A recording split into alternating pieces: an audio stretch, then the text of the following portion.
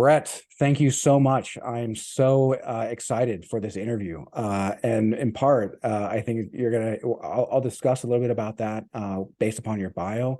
But man, one of the books that you wrote, woof. All right. So, hey, who I have with me is Brett Bevel. And he is the author of Psychic Reiki, the Reiki Magic Guide to Self-Attunement, Reiki for Spiritual Healing, the Wizard's Guide to Energy Healing, and Energy Healing for Everyone, as well as poetry books for, America Needs a Woman President and America Needs a Buddhist President, a poem that actually initially aired nationwide here in the US on NPR's All Things Considered. And that's pretty fantastic. Brett, hey, welcome to the summit, man. I'd love to have you. Thank you. Thank you so much for inviting me. It's a pleasure to be here. Yeah, so Wizard's Guide, man.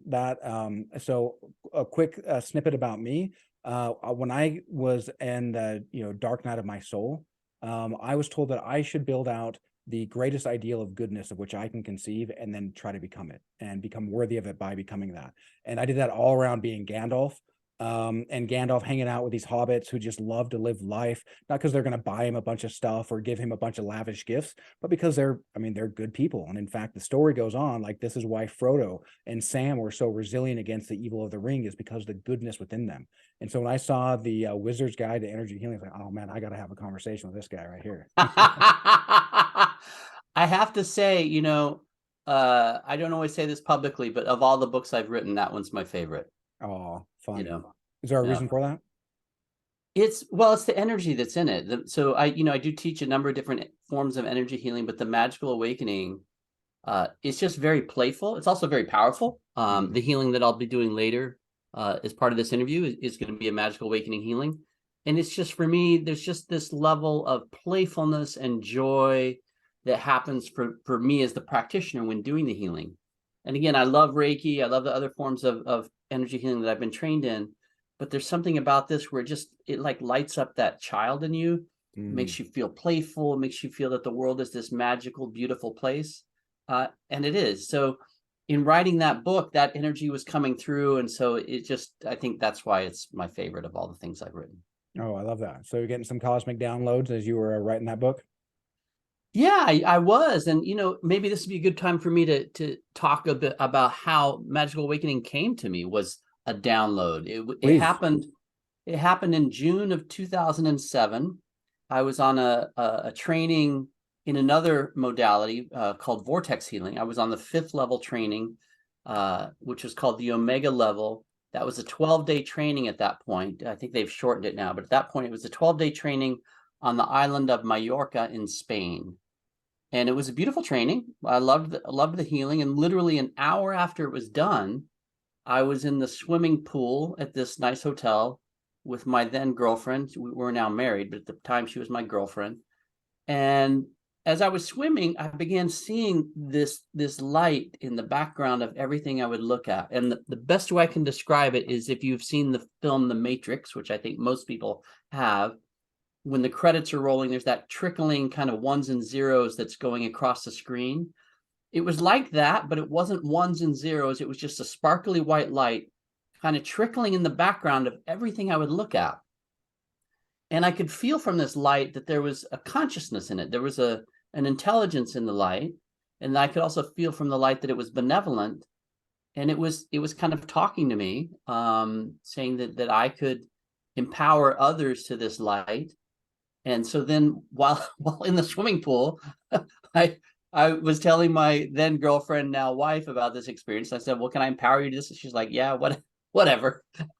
So I empowered her, and then I asked her to send it back to me. And I could feel the energy as she was sending it to me in the swimming pool. So I'm like, I had no idea, what this energy was, what to call it. I had just finished this 12-day training in vortex healing. So I was thinking, is this part of vortex? Have I now somehow magically become a vortex trainer or teacher, even though I haven't been trained as that? So I ended up then speaking to the woman who had taught me through the first 4 levels of vortex healing, a beautiful healer named Alexandra Marcourt. And when I called her, this was like a week or two after this happened, I relayed the experience to her, and I said, I don't know what's going on. There's this amazing energy that's come through. It came right after vortex. In that 5th level training I was taking with the founder, Rick Wyman. And I said, I feel like I've got this amazing gift, but I don't know. Is it vortex? What is it? And she's very psychic too. And she tuned in. She goes, it's not vortex. It's similar. It feels maybe like it's a sister lineage, if you want to think of it that way. It's a bit more playful. It has more a connection to the divine feminine, and you're supposed to help evolve it. So that was in 2007, and since then it has grown into this 9-level system that I teach the public, and then there's also a 10th level that's kind of invitation only teacher level, and it's just this beautiful, powerful system that is connected to Merlin, connected to Lady the Lake, connected to those mysteries of ancient Avalon. And I love it. It's again, I love all the forms of energy healing that I've been trained in, but for me, this kind of goes to a different level, and it's just very fun as a healer. And I get a lot of very positive feedback from people when I use this modality. So many people know me as a Reiki healer. They'll contact me to get a Reiki session, and I'll say, happy to do Reiki. If you want Reiki, I'm happy to do that. But if you're open to it, would you try this other modality? And when people say yes, which they often do, then usually they never want to go back because they find that they move through their issues so much faster with the magical awakening work.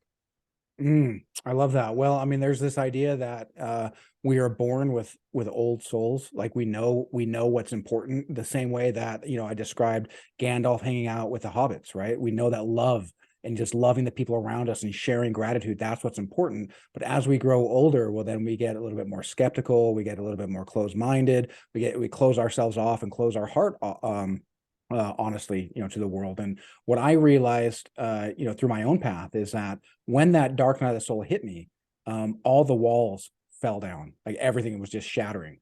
And I realized then at that moment that the walls I had erected around my heart did nothing to protect me. And even though that was the whole reason, but what it did is actually it blocked me. It blocked me from source. It blocked me from actually finding, a true, spiritual awareness. So the idea that you are inviting and invigorating that childlike, curiosity, inquisitiveness, playfulness, within the energy. I mean, that's beautiful, man. I mean, nowadays it seems like the most common sort of trauma therapy is healing that inner child. And you can help somebody really connect to that powerfully. Yeah, man. Like, like you said, when I first started experiencing a lot of that playfulness, yeah, I never wanted to go back either. Yeah. It's funny because sometimes, when I am teaching, because I'm usually teaching adults. I mean, I have taught some children's, but for the most of the time I'm teaching adults. And, they might ask me a question about something. And it's not that I don't have the answer, but often what I say to them is, oh, play with it. Play with the energy and see what it tells you, because it's going to tell you things. It's going to show you things that I, as the teacher, may not even think or imagine are possible, right? Because it has these unlimited potential. So just play with the energy. And most of my students really like that and get it, but there are a few that maybe get annoyed, like, what? I'm asking him a question, he's telling me to play? What? But it That's is a funny. very, very playful system. One thing I like about it is, so at the level 2, which is probably the most playful level, at the level 2, a person becomes empowered with where elemental energies will flow through the fingertips. So the element of earth, air, fire, water. Also a 5th element that I call Mists of Avalon that just has one purpose, which is to take people deeper into that place of divine mystery. And so when you realize that you have not just those elements, but also any subset of those, right? So you can imagine the element of earth, bring through the element of earth to help ground a person or make them feel centered, certainly. But then that's also any subset of earth. So we think, what could be a subset of earth? That could be any crystal, any gemstone, any herb, any power spot on the planet. So you can bring through the energy of, like, the Great Pyramids of Giza, or the vortexes in Sedona, or the redwood forests in California, like, all that. And then you just feel like you're in this, the way I describe it sometimes is you're feeling like you're in this, and I'm not a musician, but this is the way it comes to me. I feel like I'm in this energetic jazz improv with the divine, and I'm just riffing off possibilities and wiggling my fingers. And I think, oh, dolphin. All right, let me bring through the energies of dolphins. Oh, let me bring through the energies of a hawk or an eagle. Let me bring through the energies of, selenite or hematite. And it's just this beautiful dance of all these different multiple frequencies coming in all at once. And then, yeah, the healings that happen are just so deep and powerful. I have one of my favorite people who I work with. I'm not going to give her name, but she's a very successful Hollywood TV person. And the first time she came to me for a healing, she had been in therapy for 15 years. And after 3 sessions, she felt like she no longer needed to be in therapy because we moved through so many of her issues. So it's that kind of power that's in this work, and that it's also so playful. And like, healing doesn't have to be a serious thing. You Mm. know, it can be something that's joyful, playful, magical. And that's what I love so much about Magical Awakening. Well, and what I like about that is, there's this fascinating idea that I got from the Tao. And granted, the Tao Te Ching has been translated in, a bunch of different translations. And I'm going to effectively paraphrase a translation, but it's this idea that, when man is born, he's soft and supple. When a plant is born, it's soft and pliable. When a man dies, he's stiff and rigid. And when a plant dies, it's dry and brittle. Therefore, those who are, rigid and inflexible are disciples of death. Doesn't mean you're good, doesn't mean you're bad. Just means that you're inviting more entropy. Why? Because you're trying to control things rather than allow it to happen. What does a child do? They allow things to happen. What did you just talk about? Well, the magic came from allowing yourself, right? Those who are soft and flexible are disciples of life, right? So you're intuiting with the playfulness, right? Because the playfulness is not going to come to you if you're just demanding that it comes, right? You can't demand that a kid play. Go play now. Like, what am I gonna do? Yeah. Right. And yeah. And so I love what you just explored, what you just explained there. And when was it from that time in the pool in 2007 that you really started I guess treating your clients, with this modality? Yeah, so it's an interesting evolution. So at the time, and now I still work, I do my writing and my healing, but I also still work at Omega Institute, a beautiful retreat center in Rhinebeck, New York. And at the time, my job was the staff programs manager, which meant that my job was to book teachers to come do work with the staff. So I would hire yoga teachers, meditation teachers, energy healers, shamans, artists, etc., to come do work with the staff. And I also did some teaching for the staff.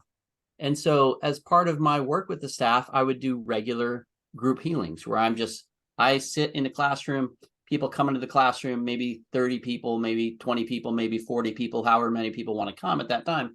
And they just come and lay down in the classroom. And while they're there, I just kind of send waves of energy into the classroom.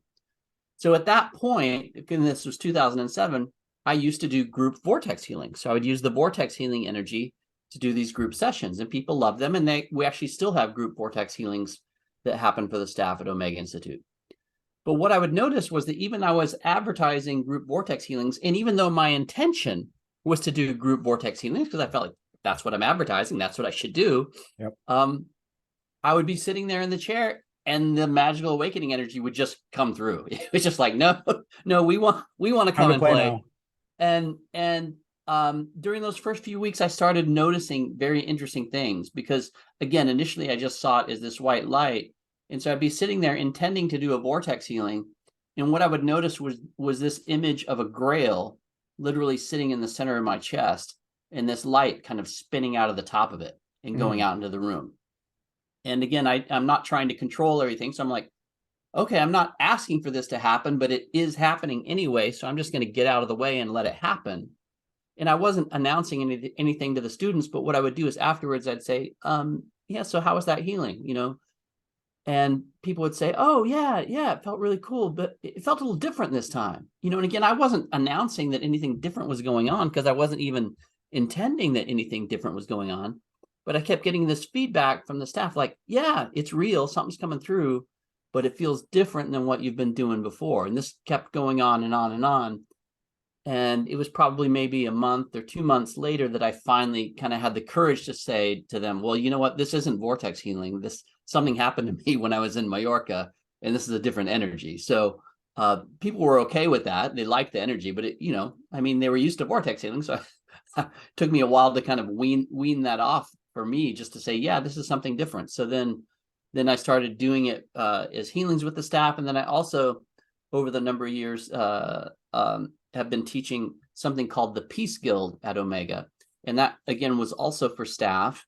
And it was an energy healing training where at the time, it was primarily Reiki focused. So I'd take people through Reiki up through the master level. I would also teach some other energetic techniques, usually some dream work and some other things. And So what I started doing is also teaching this in the Peace Guild. So I teach, taught the first level, and then it didn't come to me immediately as a 9-level system. It's just first, oh, I thought there's this first level, and I would teach it, and they would have this kind of grail in their heart energy, and that would flow. And then the energy would show me, oh, there's more than just this. Oh, there's this other energy that'll come out the belly that's much more fiery and purifying, and it looked to me like a dragon energy, so I call that dragon fire. And then it showed me, oh, there's this other energy that flows from the top of your head that felt like it was about a wisdom and awakening. So I called that Arthur's crown. So that's like the first level, but it just kind of evolved on its own, and it would evolve with me, doing these group healings, and also me teaching students who were part of the Peace Guild this new energy that was coming through. And so after I taught the first level, I thought, okay, that's it. That's level. That's it. I didn't realize there were other levels, and then again, as I would be doing a healing, the energy would show me like, oh, wiggle your fingertips. There's this energy that's going to come through, And so I began to then see that, oh, there's this other level too, where there's these elemental energies that come through the fingertips. So it just evolved with me over time. It's not that all of those levels came to me all at once, but over the years, it has now evolved into a 9-level system. And there's still new things that come through every now and then. Even the free gift, the Lady of the Lakes Healing Temple, that's something that I discovered about a year and a half ago. So that wasn't something that just showed up immediately. But yeah, it's a very playful and lovely system. And I think really I have to credit the work that I was doing at Omega Institute for giving me the freedom to then, working with the staff on these group healings constantly. And that gave me the opportunity to really see that this work was having a powerful effect, that it was real. Also, that one practitioner could work on many people simultaneously, which is a nice advantage. It probably wasn't until maybe, a year or two after that I actually started using it in one-on-one private sessions. And that's probably around the same time that I connected with the person in Hollywood who I mentioned earlier, who, we kind of blew past her issues very quickly. So that was probably about 2008. Yeah. Well, what I love about that too, about the Hollywood actor, is that she's been going to psychotherapy for, you said, about 15 years. Yeah. And what's interesting about that is my mentor, self-development mentor, talks about how there's three main areas of awareness. And the first one is intellectual, and this is really where psychotherapy, attracts. Say, what words are you using? Where's your mind? If you go ahead and start thinking positive thoughts, which is good advice. But if your conscious mind is thinking positive thoughts and your unconscious mind is like, yeah, okay, yeah, go ahead and do that. Well, then we're out of alignment. And then that's where the second level is the emotional.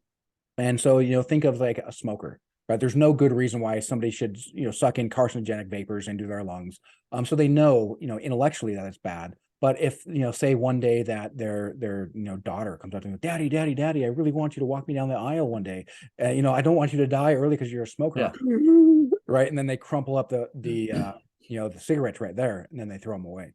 And, the problem with that, though, is that emotions are kind of like, having almost like anger getting you off the couch. Like, oh my God, I can't believe I'm doing this to myself. But there's almost near constant resistance, because now they're a smoker who's quit. If they're a smoker who's quit, well, now they're resisting the urge to smoke. Oh, I can't smoke because I have to do this for my daughter.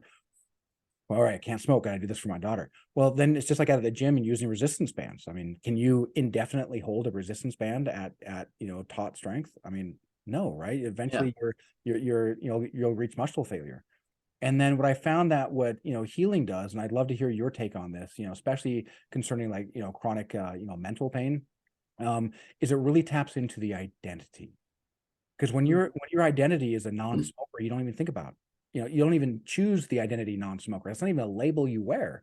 Hey, do you want to smoke? No, I don't smoke. Right? You don't say I'm a non-smoker. You say I don't smoke. Right. And your identity is just, I don't smoke. And then there's no resistance there. And again, coming back to the Tao Te Ching, it's that idea of, if you give evil nothing to oppose, it'll go away on its own. Not because it's not there, but because you can step out of its way. And that identity seems to be a great way to step out of the way of a lot of the pain, a lot of the resistance, a lot of the ick that kind of follows us. And I'd love to hear maybe, your take on that and how maybe you've helped people with their identity. Yeah, that's a very, very good question. So I think there's almost like a built-in function in magical awakening that it's not anything that I teach or that Mhm. I necessarily even consciously am doing as a healer, or that other healers in this modality do. But there's an energy, like in the energy, there is a consciousness that is constantly working on the consciousness of whoever you are healing, right? Even if that means you're healing yourself. And so, again, that very expansive, playful, magical consciousness is coming through the energy when you're doing a healing. So it's affecting not only you as the healer, but it's also affecting and impacting the person that you're working on. So often when I'm doing, especially when I'm doing these group healings, which is what I probably love to do the most, Mhm. and I'll often have people say, wow, I had this most amazing, I felt like I was in a dream. I was seeing things. I haven't seen that kind of thing like since I was a child. And so it feels like it is kind of like you're rewiring the brain, or at least like rewiring a person's ability to tap into other levels of reality, or into other levels of their own heart, or into other levels of who they would like to be. So in doing that in a way that's not intrusive, but in almost even subtle, it's allowing people then to kind of like shapeshift their own consciousness, or Mm. bend their own reality more towards where their soul's purpose really aligns. And so again, it's almost like it's just built into the energy. Like the energy is doing it in a way that I, as the practitioner, don't even have to be consciously, like saying, do this. It's like, Yeah. it's just doing it. It's part of the way the energy is wired. And one thing too about the energy is that the reason I call it magical awakening is, yes, it's magical, but also it's awakening in the sense that it's helping us uncover our own true divine nature, our own true sense of being, children of the divine who have this eternal connection to the divine. And there's always that sense of, if you can get back to that sense of just innocence and playfulness, then so many of our problems just naturally dissolve Yeah. from that state, once you can just remember that state and be in that state. And again, the beautiful thing about this system as a healer, it just kind of automatically takes you into that place where you're just, playing and having fun, and kind of almost accidentally, while you're playing and having fun, this very powerful healing occurs. you know so Well, I mean, that's kind of how play works, right? As you're yeah. playing, you're at time flies by. Well, what happened? Did I step into a new dimension? Right? You are, building a sense of camaraderie with the people around you, right? You feel like you're one with the community. There's almost it's almost a non-dual, right? Non-dual Mhm. perspective in the world. And Mhm. I love how the energy is intuitive for you as a trainer, but it's also intuitive for your clients as well, and that's awesome. And people who suffer from maybe errant programming that tells them, especially here in America, we really fetishize the idea that, hey, I'm my own worst enemy, Brett. Didn't you know that? I'm my own worst critic. Look at me, look how Yeah. proud I am. But an own worst enemy and own worst critic, right? That's somebody who kneecaps you right before you go run a race, right? That ain't somebody trying Yeah. to help you. Yeah. Um, and so I love that, you help people uh, tap into an energy that finds what it needs to find, and like you said, starts rewiring. And are there any maybe powerful anecdotes that you could share of somebody who just really needed some help and you were able to take them through a process, and perhaps even you were surprised? Yeah, I mean, again, the first thing that comes to my mind is my friend, who's a big name in Hollywood, who after 3 sessions no longer needed to be in therapy. Because when I first started working on her, she had just been through a major divorce. She was having physical issues, weight issues, and depressed. And so, like, not a happy person, even though technically successful by our society standards, was a person who, in many ways, felt maybe lost and overwhelmed by life. And we're still in touch. I actually messaged her earlier today. Today she's this very joyful, happy, amazing soul, having, still doing amazing things in Hollywood, but just having an amazing life. And so, having witnessed that transformation, and again, she does a lot of things. I'm not the only healer that she works with, but I remember within the last year, I remember her saying to me directly, like saying basically like, Brett, you know, this work saved me. It saved my life. Oh, And so wow. when I have that kind of reference from somebody, and somebody who I've known for a while and have been able to see the massive change in trajectory of her own happiness, then to me that's, you know, that's a huge testament to the power of this work. And also I, you know, I'll also just say in my own life now, I have been doing a lot of work for a lot of years, right? I've been doing, first it was Reiki, and then it was vortex healing, and then I was also doing, you know, shamanic work. And not that I'm trained in as a shaman, but I was receiving shamanic healings and going to events where I would experience, you know, soul retrievals and other things. So I was doing a lot of work on myself all along. But I have to say that it really accelerated after 2007, when the magical awakening work came through. Just my own sense of personal empowerment, my own sense of joy has really accelerated since then. So even when you asked me that question about, you know, doing sessions a while ago, you said, oh, when did you first start doing sessions? Part of the reasons I wasn't doing a lot of sessions back then was because I think, even though I had, you know, had a book coming out in 2007, and even though I'd been a Reiki master for over a decade at that point, I wasn't doing a lot of one-on-one healings, I think because I just didn't have that sense of inner competence. Ah, Whereas now, again, after the magical awakening came through and after it had been working on me for a while, you know, now I do a lot of healings. I could probably do a lot more if I didn't still have my job at Omega Institute, but I love Omega Institute and I love working there. So I, you know, have maintained that connection. But you know, I'm a pretty busy guy. And so you know, doing sessions is part of my, you know, weekly process where I'm doing a number of sessions each week. And so I think I really credit the work of magical awakening that brought me to that level of feeling of like, yeah, I can do that, and not just, you know, bring in income for myself, but really help people in a way that makes me feel like I'm of greater service to the world, you know. So mm. I think really magical awakening is what brought me to that place. So instead of being shoved into the deep end in order to learn how to swim, you willingly put yourself there and the energy came to you, said, yeah, you can swim.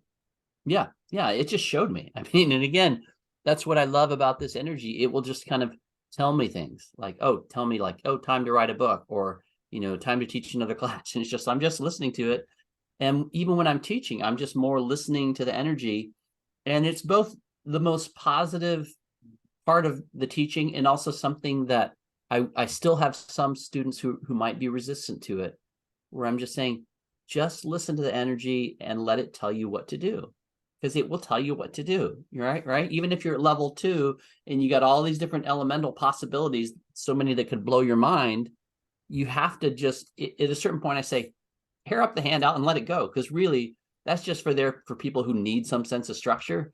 The real teacher is the intelligence of the energy that is going to be speaking to you at all times if you're just open to it.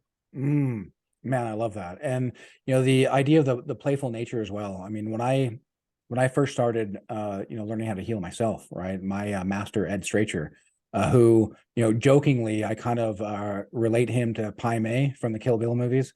Not because he's, you know, not because he doesn't love people, right? If you've ever seen the movies, Pai Mei loved his students, but he wouldn't take any excuses. Wouldn't, and he'll certainly hurt your feelings if you show up Mm-hmm. as like, you know, life Yeah. is happening to me. Yeah, he'll he'll let you know how much he doesn't care about that.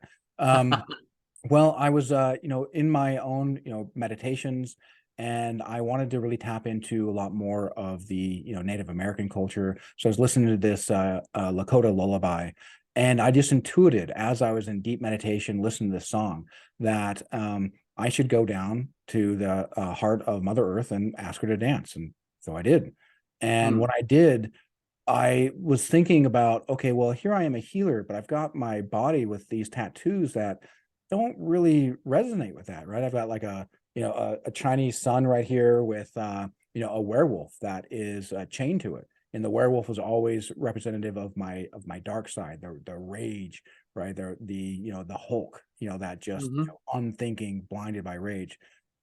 And as I was dancing with Mother Earth, she showed to me, well, how I redeem a werewolf is just by connecting it to nature, which what's the closest thing to maybe a blinded by rage? That's a normal part of nature. Well, a badger. And it just came to me. It's like, oh, wow, that makes so much sense. It really, it made sense with the way that I act. It made sense with the way that I perceive the world. It made sense where, you know, a lot of, as outgoing as I am, you know, there's a lot of times where I want to go down and go into my own burrow.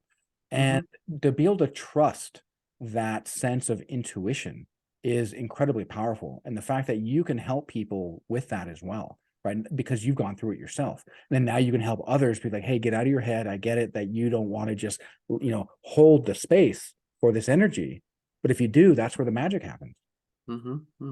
Yeah, it's just totally on point. Well, and you know, so you have written a plethora of books. You heal, you know, been healing for an incredible amount of time. What do you get more pleasure out of one than the other? I think what I do love the most, I mean, when I'm in the groove in writing, so writing comes to me as a download. Like I'll just get like this, like the universe telling me, okay, time to write that book.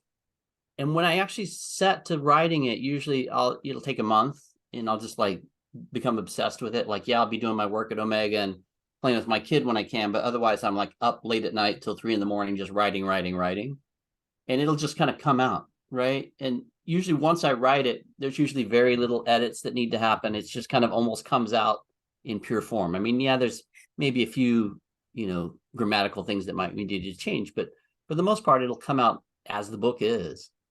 And so, you know, when you're in that zone, certainly I love that and find that to be an amazing experience. But I have to say at the same time, when I'm doing a healing, especially these group healings where there's, you know, maybe it's smaller group of healing that has 30 or 40 people, or maybe it's a large healing that has hundreds of people.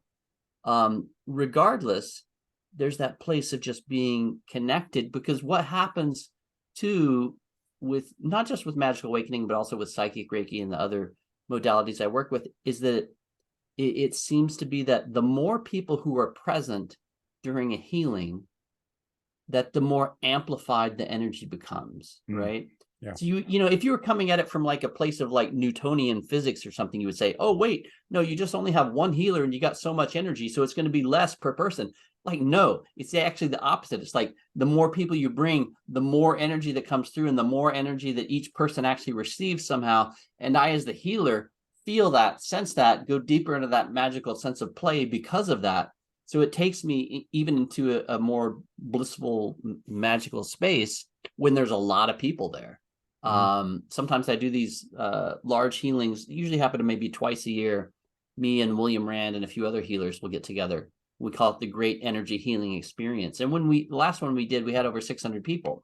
And so when we're doing that, and just, I mean, it's just this, it just feels like this energetic symphony, you know, just like coming through, and your mind is just totally, from the healer's point of view, just totally in this place of off into this higher level with the heavens. And you're just, your hands are moving and you feel things going on, and you feel, or I feel so connected to the divine and God, and also the divine in each of the people that are receiving the healing.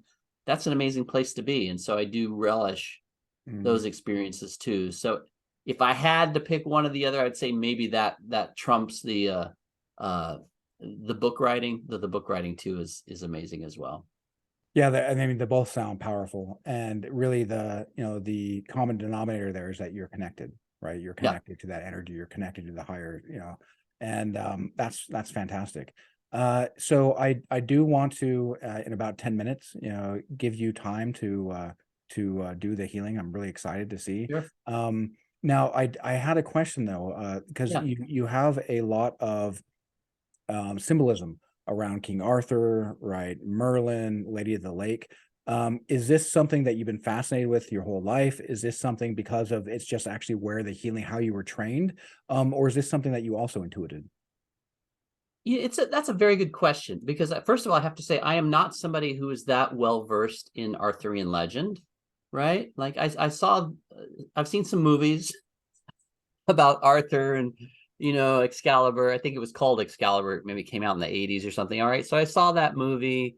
I do have some Irish blood in me and feel a connection to the ancient Celts and, you know, there's that connection. And so I've always felt connected to like the sense of like, Celtic Druid, but I'm not somebody who's read a lot of books. I'm not somebody who has a lot of like academic information on that level. What I really feel like it's just that's the energy showing me how it wants to be expressed. And I have one, and this is just a theory. I don't want to say it's the truth. It's just a theory, Mm-hmm. right? So, and it's a theory that I like and kind of fits well in my mind. But I want to be very clear: it's a theory. It could be totally wrong, but Sure, to it's a model of the theory I world. have. Is I remember reading in a book by John and Caitlin Matthews called the Celtic Book, the Encyclopedia of Celtic Wisdom. It's called. And in that, I remember them saying that in the old Celtic traditions that when one was undergoing like shamanic training, it was like a 12-year process, and that one of those years entirely would be spent on poetry and language and storytelling, right? And you would think, Mm. well, why poetry and language and storytelling? What does that have to do with shaman, right? And so, and again, this is not any place that I've read or anything, but part of me has wondered, could it be that those legends about King Arthur and Lady of the Lake and Excalibur, and actually I'm getting goosebumps as I'm saying this, so maybe that means there's some truth in this. Could it be that those stories are really actually coded stories about an energetic healing system that is kind of beyond this earthly plane?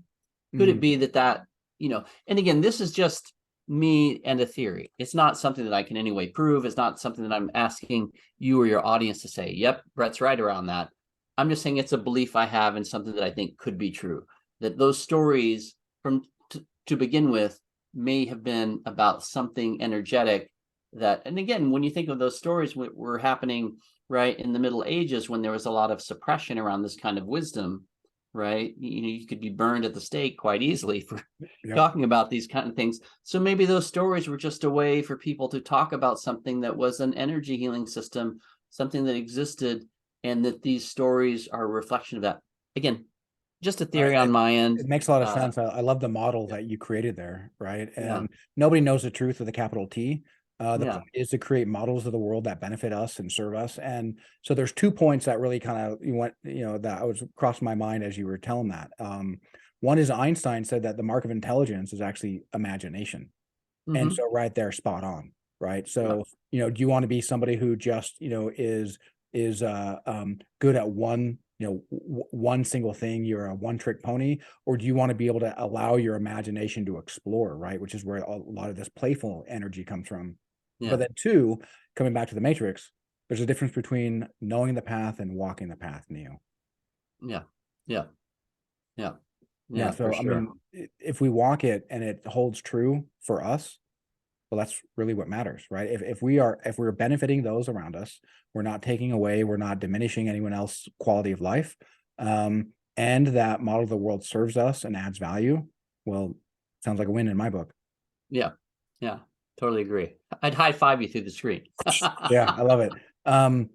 So are there any difficult cases that you've had to work with that surprised you? uh, um, I did have a woman once. This was in one of the Peace Guild classes, Mhm. who for whatever reason she didn't like the Magical Awakening, and I remember she got really angry at me when I was teaching it in class, and she ended up actually quitting uh, the Peace Guild training. And it's interesting because we're still like friends on Facebook, and I see she's actually very successful now in what she's doing. She's a model now. Um, but I remember at that point, I really took it to heart. Like I was just kind of like, this is so magical. How could you not want to learn it? How could you, as I was kind of taking it personally. Yeah. And I actually used that opportunity to work on my own stuff. Like what was it about me that was taking it so personally? What was it about me? What was that wound in me that needed her to like this, right? And so in a way it was actually an opportunity for me to do some healing work on myself.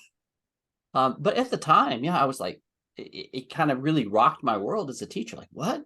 you don't want to learn this. I'm because at Omega, when I would teach these to the staff, these were also free trainings for them. So I'm like, I'm giving you this spiritual gold and you don't want it, right? That's how I was feeling. And it just felt like this slap in the face to me. But again, I think that was just my own stuff. That was my own ego, my own attachment. And so it actually offered me the opportunity to do healing work on myself. And one of the things that I really like about Omega is like, you can't run away from your stuff because everybody's there all the time. You know, if you're in a relationship and you break up, you still see that person at lunch, dinner, at breakfast, etc. And I wasn't in a relationship with this woman. That's not what the issue was. She just didn't like this work for whatever reason. And so she quit. And I had took it, as a teacher, I felt kind of devastated for a short period of time, but it gave me the opportunity to do that work, to work on my own stuff, and to reach that place.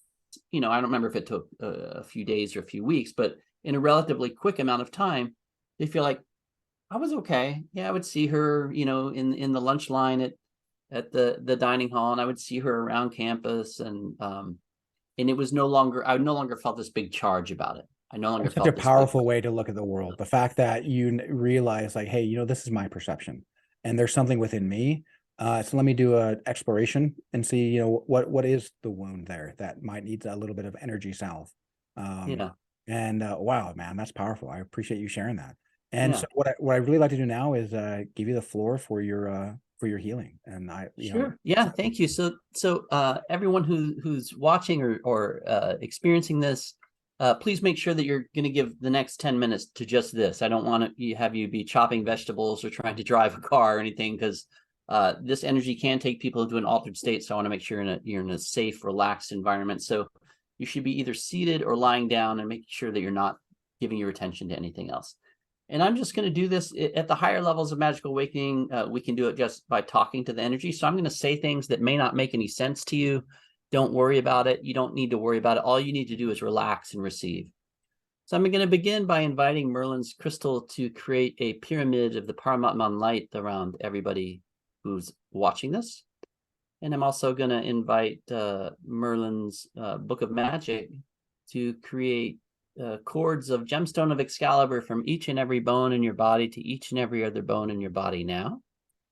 I'm also inviting Merlin's Book of Magic to create a swirling vortex of dragon fire around each person.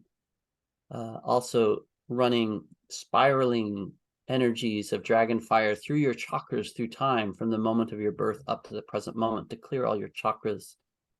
Also manifesting spiraling whirlwinds of dragon fire, also moving through your meridians to clear your meridians of any energetic obstacles that may be there.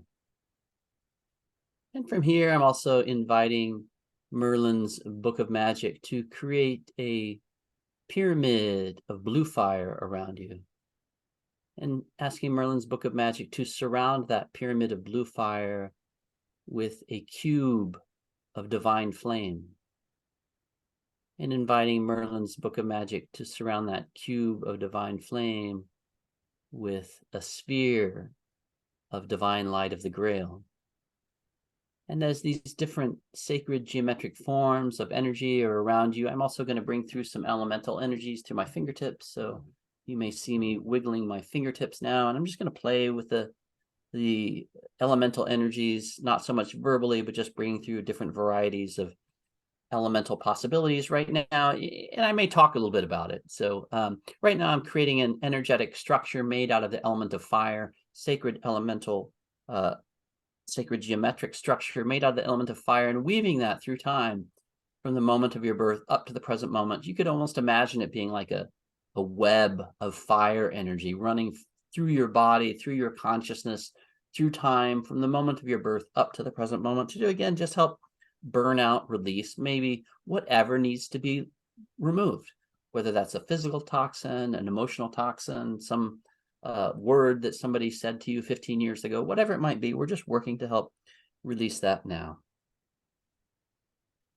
And also in this system, you may see my hand just move like this at a few times, and this is where I'm using a tool called Merlin's Wand. And so I'm going to use Merlin's Wand to also bring through some what are called the different energetic pools. There's the pool of light, pool of color, and pool of sound, and I'll bring those through right now. So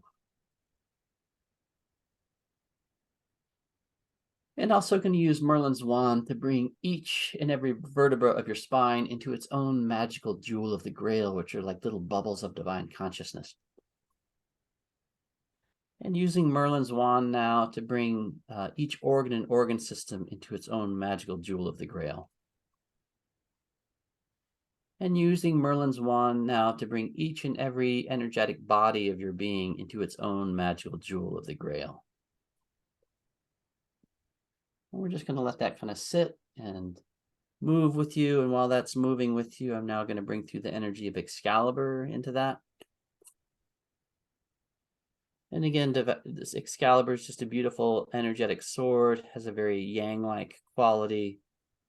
Good to move through and release things that no longer serve you. And from here, I'm going to move on to my favorite part of the healing, where I'm actually going to bring through Lady of the Lake. And when I bring her through, it's not just an energy, it's an energetic, multi-dimensional energetic being that will come into the space, and she'll do something a little bit different for each person. So before I do that, first I'm going to bring you each into the lake, which is not a body of water with fish in it. In this system, it's more that energetic place of who we are before we materialize into the world of form. So I'm bringing you into the lake, and now inviting Lady of the Lake to come into the healing.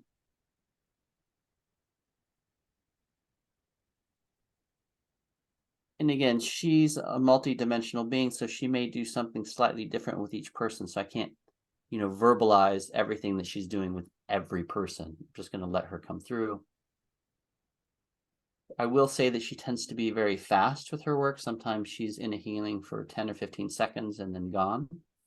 But the healings that she does are often quite deep, sometimes releasing energies from a person's karmic body, sometimes doing soul retrievals. I've seen her do all kinds of things energetically. So just letting her energy come through.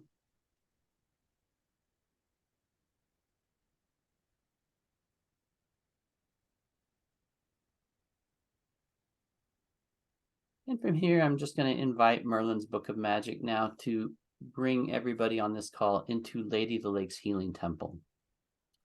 And Lady of the Lake's Healing Temple is designed to just work on you on a lot of different levels and bring healing on a lot of different levels. It's something that I don't have to be that conscious about what you need. It's more, I'm just leaving it up to this beautiful energetic temple that exists on another level of time and space, another level of reality. We just need to bring you there.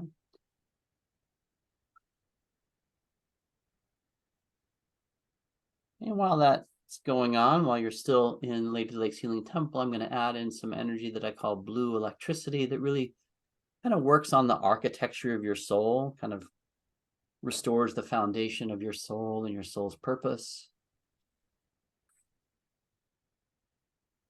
Also going to bring through an energy that I call Ark of the Covenant.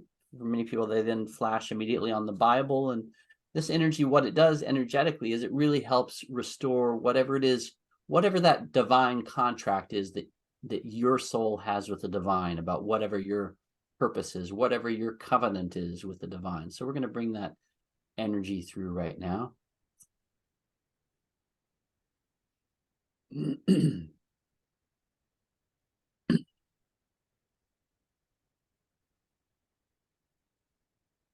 And for this last section of the healing, because we've gone through some pretty intense things all in a short amount of time, I'm just going to bring through the energy of a crystal gemstone healing using the element of earth.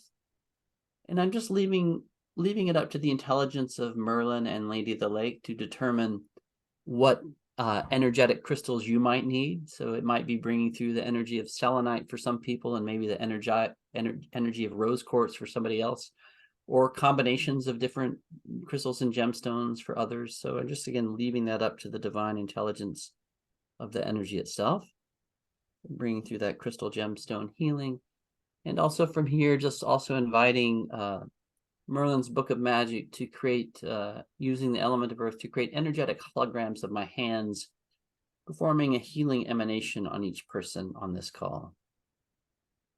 Healing emanation is actually a hands-on Kabbalistic healing technique, but the beautiful thing about Magical Awakening is you can kind of replicate it using the element of earth. So just letting everybody kind of sit in that field, in that energy for a little bit longer, and then we'll slowly bring the healing into a place of integration.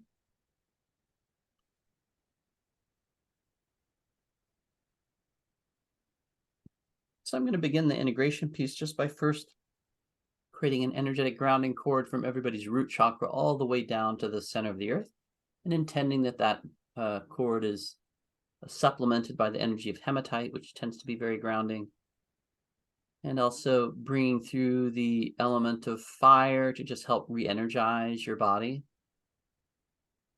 and bring through the element of air just to help bring your mental focus back onto the physical world and onto your physical self.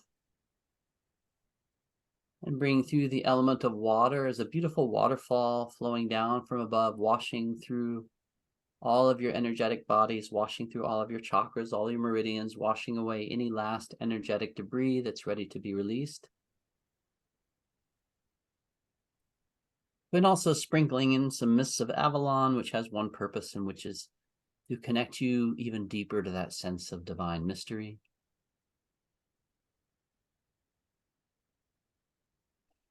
And then just putting you into that Grail cup for the final integration.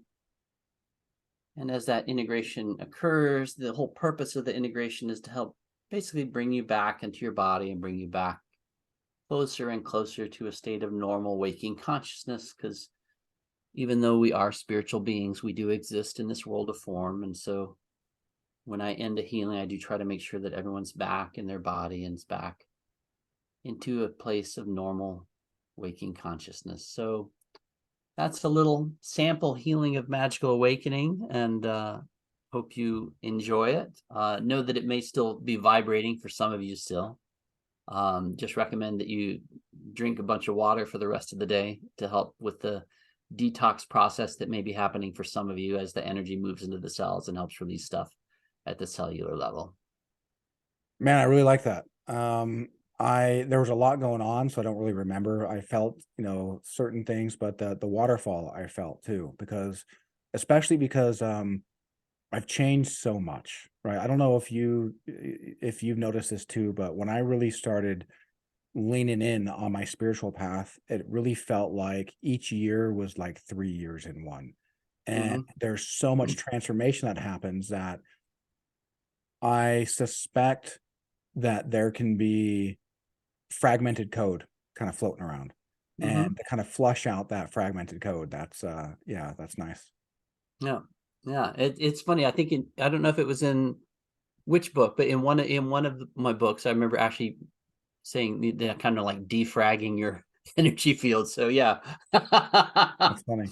Well, and the intuition, right? Just the Yeah. intuitive aspect of both of us. That's funny that it came out, and that's exactly what Yeah. the intent was.